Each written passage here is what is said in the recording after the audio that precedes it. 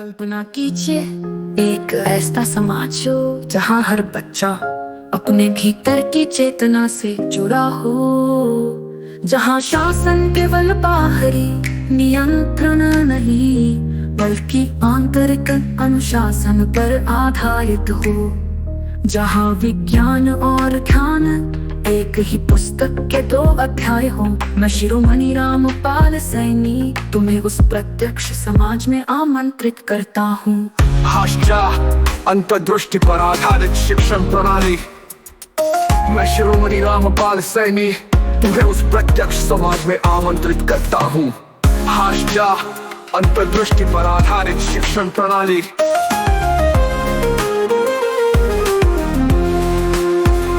शिक्षा का उद्देश्य केवल जानकारी नहीं बल्कि जागरूकता होनी चाहिए। प्रत्यक्ष समाज में शिक्षा की शुरुआत ध्यान से होती है, न कि रट्टा मारने से। हर विद्यालय एक मौन कक्ष से प्रारंभ होता है, जहाँ बच्चे अपने भीतर उतरना सीखते हैं। गणित, विज्ञान और भाषा के साथ साथ स्व को जानना अनिवार्य पाठ्यक्रम है। ये शिक्षा बच्चों को मशीन नहीं, जीवित और सृजनशील मनुष्य बनाती है, मनुष्य बनाती है,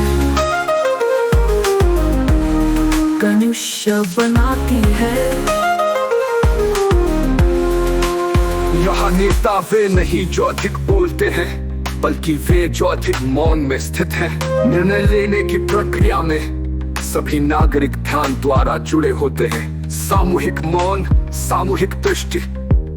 यहाँ संस्थाएं नहीं गूंजती बल्कि गहराई से सुनती है। नीतियाँ संख्या नहीं सजगता से बनती है।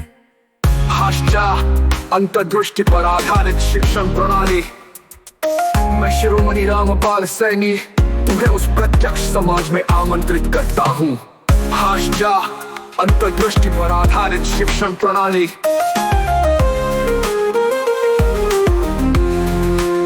चिकित्सा अब केवल रोगों का इलाज नहीं बल्कि रोगों की जड़ों तक पहुँचना है। प्रत्यक्ष समाज में स्वास्थ्य का पहला स्तंभ है सांस। हर अस्पताल में ध्यान की व्यवस्था है। योग, ऊर्जा संतुलन और मनोवैज्ञानिक सफाई, ये सब अब मुख्य धारा चिकित्सा का हिस्सा है। ये समाज रोग से नहीं अचेतनता से लड़ता है। हर बंधन प्रेम पर नहीं, स्थिति पर आधारित।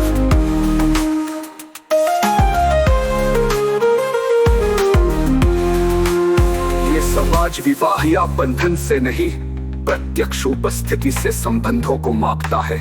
यहाँ एक दूसरे को बदलने का संघर्ष नहीं बल्कि देखने और स्वीकारने की कला सिखाई जाती है।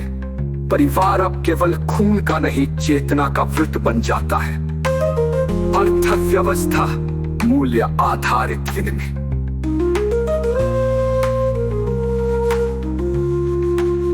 धन केवल वस्तुओं का मूल्य नहीं बल्कि चेतना के योगदान का प्रतिबिंब है। प्रत्यक्ष समाज में विनिमय की मुद्रा प्रत्यक्ष बिंदु है जो व्यक्ति की सजगता